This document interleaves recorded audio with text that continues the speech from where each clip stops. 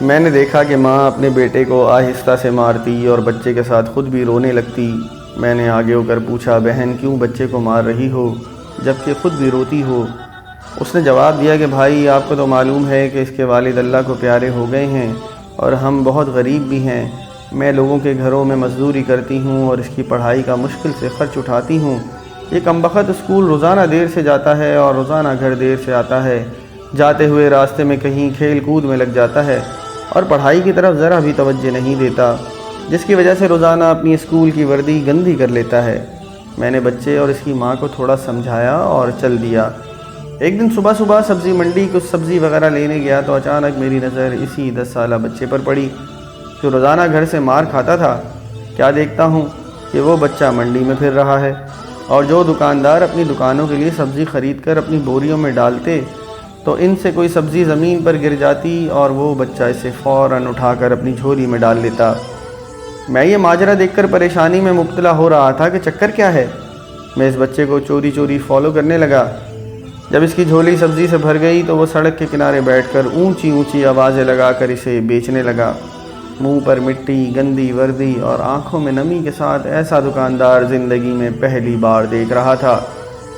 دیکھتے دیکھتے اچانک ایک آدمی اپنی دکان سے اٹھا جس کی دکان کے سامنے اس بچے نے ننھی سی دکان لگائی تھی۔ اس شخص نے آتے ہی ایک زوردار پاؤں مار کر اس ننھی سی دکان کو ایک ہی جھٹکے میں ساری سڑک پر پھیلا دیا اور بازو سے پکڑ کر اس بچے کو بھی اٹھا کر دھکا دے دیا۔ ننھا دکاندار آنکھوں میں آنسو لیے دوبارہ اپنی سبزی کو اکٹھا کرنے لگا اور تھوڑی دیر بعد اپنی سبزی کسی دوسری دکان کے سامنے ڈرتے ڈرتے لگا لی۔ بھلا ہو اس شخص کا جس کی دکان کے سامنے اب اس نے اپنی ننھی دکان لگائی۔ اس شخص نے اس بچے کو کچھ نہیں کہا۔ تھوڑی سی سبزی تھی، جلدی فروخت ہو گئی اور وہ بچہ اٹھا اور بازار میں ایک کپڑے والی دکان میں داخل ہوا اور دکاندار کو وہ پیسے دے کر دکان میں پڑا اپنا اسکول بیگ اٹھایا اور بنا کچھ کہے اسکول کی جانب چل دیا۔ میں بھی اس کے پیچھے پیچھے چل رہا تھا۔ جب وہ بچہ اسکول گیا تو 1 گھنٹہ دیر ہو چکی تھی، جس پر اس کے استاد نے ڈنڈے سے اسے خوب مارا۔ میں نے جلدی سے جا کر استاد کو منع کیا کہ یتیم بچہ ہے، اسے مت مارو۔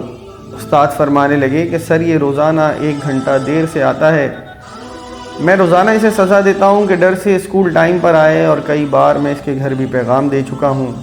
بچہ مار کھانے کے بعد کلاس میں بیٹھ کر پڑھنے لگا۔ میں نے اس کے استاد کا موبائل نمبر لیا اور گھر کی طرف چل دیا۔ گھر جا کر معلوم ہوا کہ میں جو سبزی لینے گیا تھا وہ تو بھول ہی گیا ہوں۔ حسب معمول بچے نے اسکول سے گھر آ کر ماں سے ایک بار پھر مار کھائی ہوگی۔ ساری رات میرا سر چکراتا رہا۔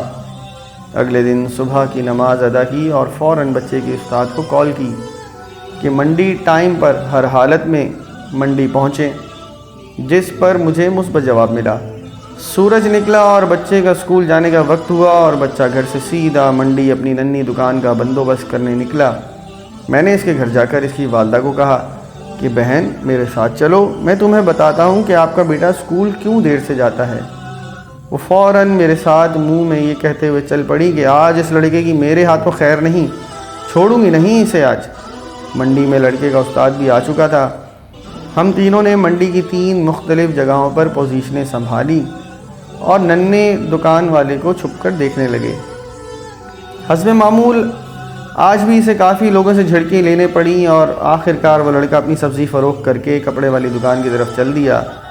اچانک میری نظر اس کی ماں پر پڑی تو کیا دیکھتا ہوں کہ وہ بہت ہی درد بھری سسکیاں لے کر زار و قطار رو رہی تھی، اور میں نے فوراً اس کے استاد کی طرف دیکھا تو وہ بہت شدت سے اس کے آنسو بہہ رہے تھے۔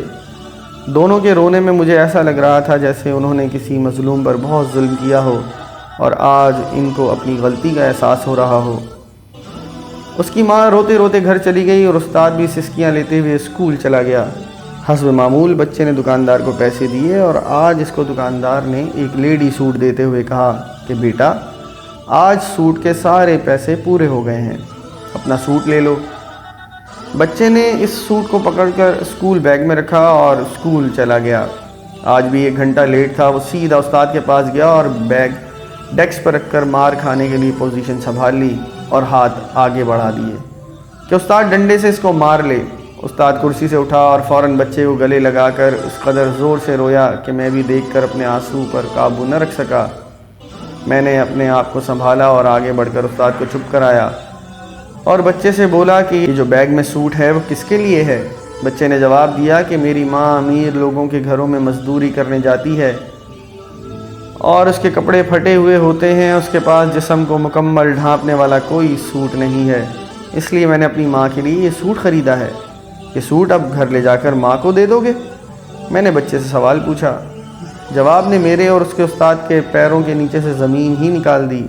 بچے نے جواب دیا، نہیں انکل جی، چھٹی کے بعد میں اسے درزی کو سلائی کے لیے دے دوں گا اور روزانہ تھوڑے تھوڑے پیسے جمع کر کے سلائی دوں گا۔ جب سلائی کے پیسے پورے ہو جائیں گے تب میں اسے اپنی ماں کو دوں گا۔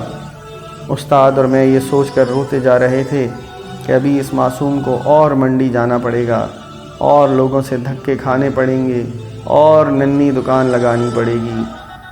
آخر کب تک غریب کے بچے ننھی دکانیں لگاتے رہیں گے؟ آخر کب تک؟ اس واقعے سے ان لوگوں کو عبرت حاصل کرنی چاہیے جن کے پاس رب کا دیا سب کچھ ہے مگر ناشکری ان کی زبانوں سے جاتی نہیں اور حرص و ہوس کم نہیں ہوتی۔